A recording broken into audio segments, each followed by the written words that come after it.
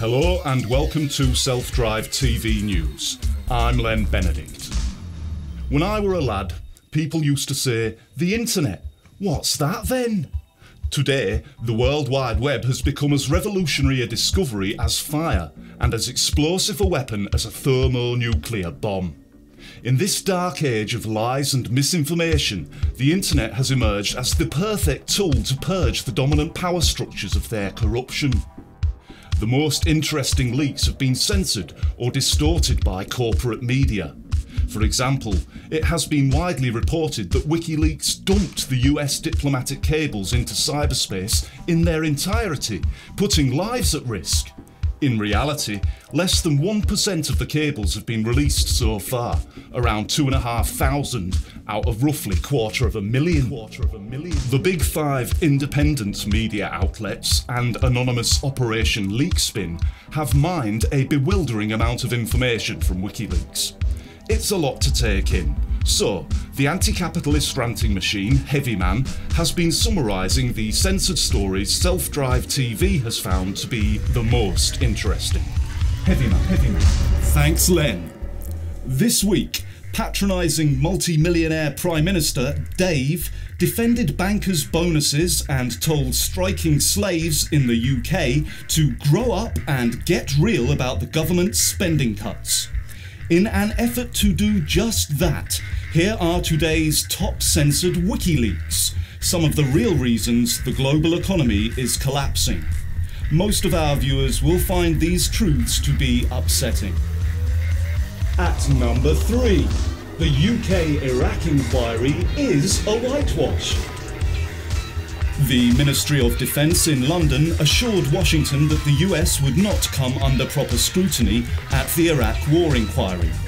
A diplomatic cable sent on the 22nd of September 2009 by the US Undersecretary for Arms Control and International Security, Ellen Tauscher, confirms that the Iraq inquiry is yet another expensive whitewash. The MOD Director General for Security Policy, John Day, promised that the UK had put measures in place to protect America's interests during the inquiry into the causes of the Iraq War. The inquiry has been something of a farce, focusing on the legality of the war rather than its morality. Frighteningly wealthy war-profiteering former Prime Minister Tony Blair has been called to give further evidence for a second time this Friday, the 21st of January. Contrary to corporate media reports, he is not expected to be asked any difficult questions. Number 2. Pfizer tested drugs on children. The world's largest pharmaceutical company, Pfizer, claim to play an active role in making every country and community in which they operate a better place to live and work.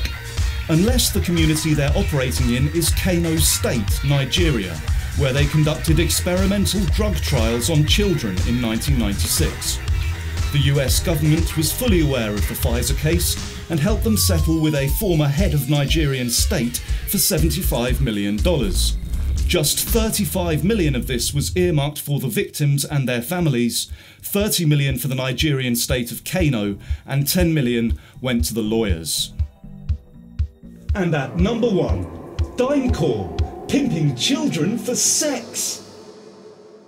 In our most sickening story, diplomatic cable 09 Kabul 1480 reveals that in 2009, America's Assistant Ambassador Joseph Musomeli and Afghan Interior Minister Hanif Atmar conspired to cover up the activities of DynCorp, a private security firm based in Texas responsible for training the Afghan police force. DynCorp organised an event for new recruits in Kunduz province, where small boys between the age of 8 and 15 wore makeup and scanty clothing whilst dancing seductively for older men. The boys were then auctioned off to be anally raped by the highest bidder. Much like the Catholic Church, DynCorp has a history of sanctioning the rape of young children and getting away with it. They were first exposed in 1999 when US policewoman Catherine Bolkovoc was fired from the company for blowing the whistle on a DynCorp sex slave ring operating out of Bosnia. DynCorp-trafficked girls as young as 12 from Ukraine, Moldova and Romania. And that's what happens in a dogmatic, capitalist, global society where frightened people put their fingers in their ears and their heads in the sand of ignorance. Back to you, Len. Thanks, Heavyman, for that sobering insight into how global capitalism actually works. In these crazy times we're living in, please remember that every significantly successful civil rights movement throughout history were achieved through non-violent means.